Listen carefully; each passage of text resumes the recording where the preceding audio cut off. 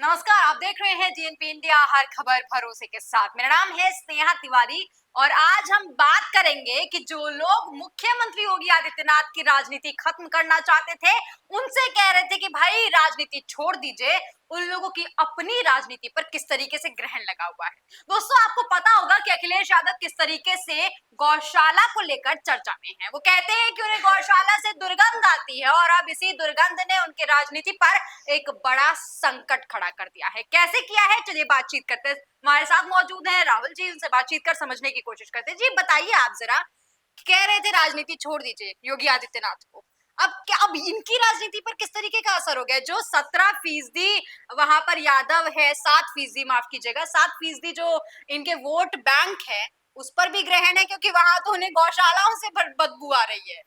देखिए स्नेहा, अगर बात करें तो सबसे पहले तो यही है कि जब तक योगी आदित्यनाथ उत्तर प्रदेश की गद्दी पर बैठे रहेंगे, अखिलेश यादव के लिए कोई विकल्प है नहीं। जी ये मैं अपने मन से नहीं कह रहा हूं, ये आंकड़े बोलते हैं। जी बिल्कुल। अभी आप देखिए 2017 का विधानसभा चुनाव क्या हुआ था। भाई, एक सत्ताधारी पार्टी इस तरीके से धाराशायी हो जाएगी, ये कोई नहीं सोच रहा था। जी 2019 के लोकसभा चुनाव में आप देख लीजिए, जी फिर 2022 का विधानसभा चुनाव हुआ।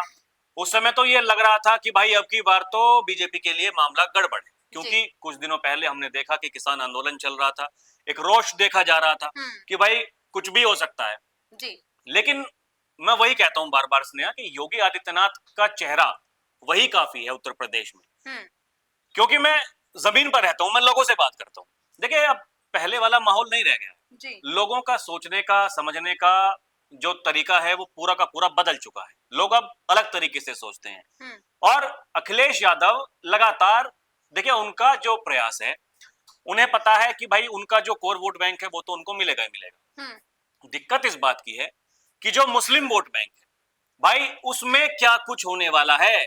अखिलेश यादव कभी भी राहुल गांधी से हाथ ना मिलाते अगर उनके पार्टी के जो उनके पदाधिकारी हैं वो उनको ये ना बताते कि भाई 2024 के लोकसभा चुनाव में जो मुस्लिम वोटर है वो कांग्रेस के साथ जाने वाला है। जी क्योंकि देखिए, मुस्लिम समाज का जो वोटर होता है वो, उसकी एक प्राथमिकता होती है भाई कैसे ना कैसे करके बीजेपी को हराना है।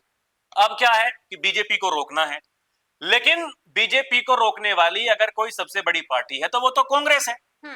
कि आप कब तक उत्तर प्रदेश में, या फिर कब तक बिहार में, या फिर कब तक पश्चिम बंगाल में, ये सवाल तो आने वाले दिनों में बहुत बड़ा बनने वाला है। जी अब अखिलेश यादव को यह लगता है कि भाई कैसे ना कैसे करके जो यादव और मुस्लिम जो उनके समीकरण पहले से बनते आ रहे हैं, उन्हें उसी पर डिपेंड रहना है। जी इसके अलावा अब देखिए, वो मुस्लिमों को खुश करने के लिए क्या कुछ नहीं बोल दे रहे हैं। भाई उन्होंने कहा कि देखिए गौशाला से दुर्गंध आती है, ये कोई मामूली बयान तो है नहीं। देखिए जरा, गौशाला से दुर्गंध आना हो सकता है, इससे मुस्लिम जो वर्ग है वो खुश हो जाए, लेकिन आप बताइए यादव समाज का क्या होगा? क्योंकि यादव समाज के लिए तो गौ माता जो है वो पूजनीय है, हिंदू के लिए पूजनीय है, जो मतलब दूध के नाम से ही जाने जाते हैं, यादव यदुवंशी कहा जाता है उन्हें। तो क्या वहां पर चोट नहीं हुआ है? देखिए, यदुवंशी जो समाज है स्नेहा, अब हर प्रदेश में उनका अलग हाल है।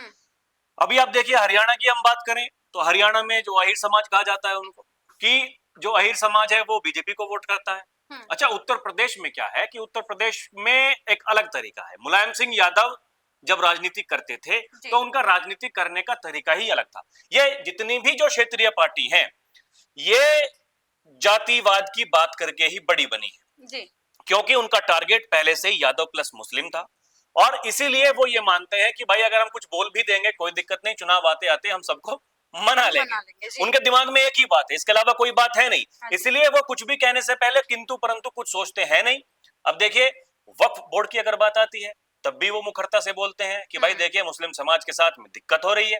ठीक, महाकुंभ की अगर बात होती है तो महाकुंभ में पहले तो जाते नहीं है, फिर जब उनके ऊपर लगातार प्रेशर बनता है तब जाकर के उन्हें जाना पड़ता है। जब जाते हैं तो पहले कहते हैं कि भाई जो वीआईपी कल्चर है उसमें थोड़ा दुरुस्त सरकार को लाना चाहिए, थोड़े दुरुस्त करना चाहिए उसको। फिर बाद में कहते हैं कि भाई वीआईपी कल्चर खत्म होना चाहिए, राम मंदिर अभी तक पहुंचे नहीं है।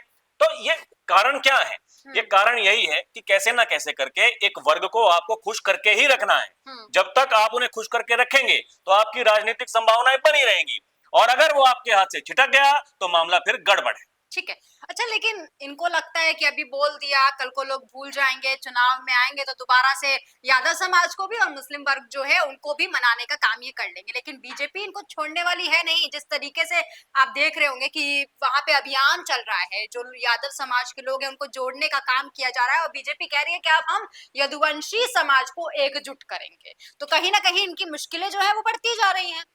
नहीं देखिए, कोई सी भी अगर पार्टी हो जो कोई विपक्ष में है तो वो कुछ ना कुछ लामबंदी देखिए इस तरह की करती ही करती हैं। जी। अब उस दिन से तो अखिलेश यादव एक तरीके से कहें, भाई उनका परिवार है, तमाम मीडियाओं ने दिखाया कि उनका एक परिवार है, उनके ताऊजी हैं कि चाचा हैं, वो अभी भी गांव में रहते हैं और गौशाला उनकी है और वहीं से जो दूध, वो जो जिस दूध को वो व्यापार करते हैं उसका, उससे घी जो निकालते हैं, वही घी आता है अखिलेश यादव के घर में भी। जी। लेकिन वो कह क्या रही हैं, उनका कहने का मतलब ही कुछ अलग है। वो कभी कभी इस तरह की बातें वो कर जाते हैं। अब फ्लो ये में। हाँ, फ्लो में बातें हो जाती हैं। अब उसके बाद में फिर बहुत कुछ उन्हें देखिए सहना भी पड़ता है। अभी कुछ दिनों पहले मैं देखिए ट्विटर पर देख रहा था एक्स पर कि उन्होंने क्या किया, जो 8 साल पूरे हुए योगी आदित्यनाथ सरकार के, तो उन्होंने जो पूरी की पूरी जो पिक्चर थी उसमें से उसका एक पार्ट निकाला और वो चस्पा कर दिया अपने सोशल मीडिया प्लेटफॉर्म एक्स पर और कहा कि देखिए योगी आदित्यनाथ जाने वाले हैं। जिन योगी आदित्यनाथ के, योगी सरकार के 8 साल पूरे हुए हैं उसमें योगी आदित्यनाथ का ही है ही नहीं। उन्होंने कहा कि इससे ज्यादा बदनामी नहीं हो सकती, आप सहसम्मान वहां से चले जाएं। अब सोशल मीडिया का जमाना है, लोग भरे हुए बैठे रहते हैं, कोई विपक्ष वाले हैं, समाजवादी पार्टी वाले हैं, तो भैया बीजेपी वाले भी हैं, वो आए तुरंत की तुरंत जो पूरा का पूरा पोस्टर था वो लगा दिया और कहा कि टोटी वाले भैया आप टोटी चोरी करते करते अब जो क्रिएटिविटी है उसको भी चोरी करने लगे।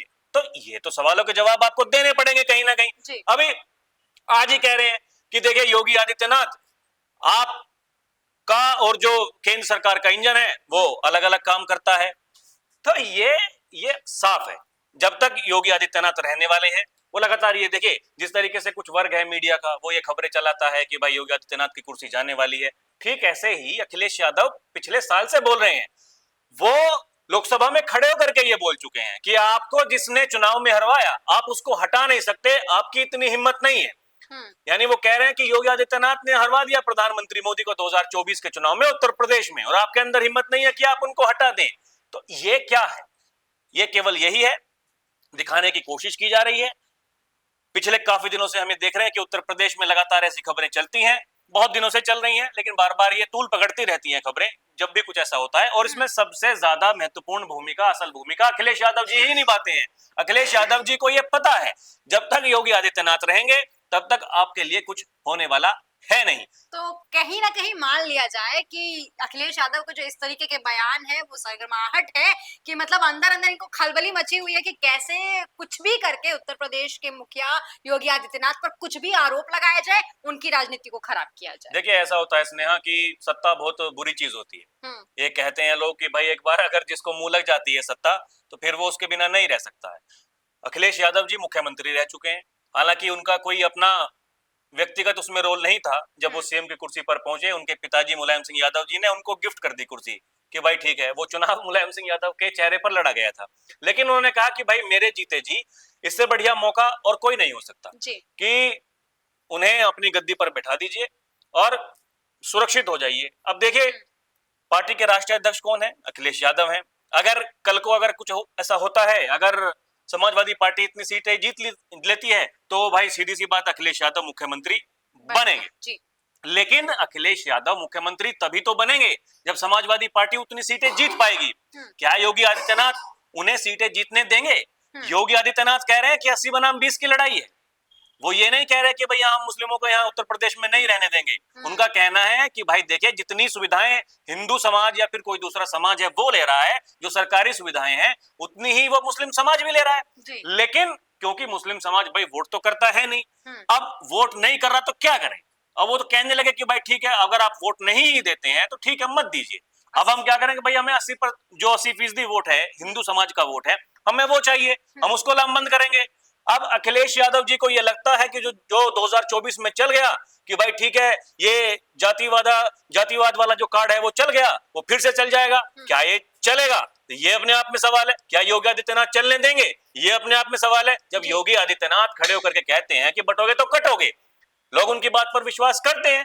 विधानसभा के उपचुनाव हुए, हमने नतीजे देखे। जी। तो यही बौखलाहट है अखिलेश यादव की, इसीलिए वो कुछ भी बोल दे रहे हैं। आप एक बात बताइए, यहाँ पर देखिए हमारे पास जो आंकड़े लगे हुए हैं उसमें ओबीसी का जो वोट परसेंटेज है वो करीबन 39% है। इसमें भी जो यादव समाज है वो 7% है।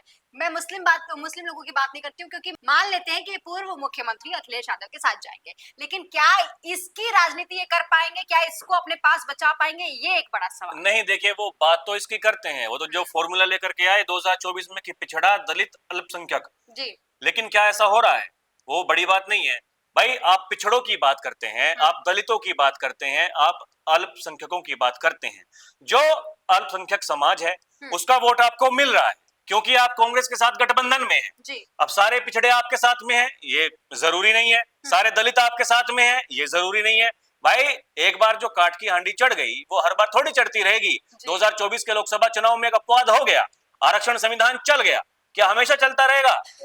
बड़ा सवाल है। तो ये पूरी ओबीसी की लड़ाई नहीं है भाई, वो तो ये कोशिश तो वो कर रहे हैं इनको लामबंद करने की, लेकिन ऐसा होगा बीजेपी होने देगी, ये बड़ी बात है भाई। बीजेपी इसकी बात करती नहीं है, वो तो इन सब की बात कर रहे हैं। वो कह रहे हैं कि भाई ये हमें चाहिए नहीं, हमें तो ये चाहिए।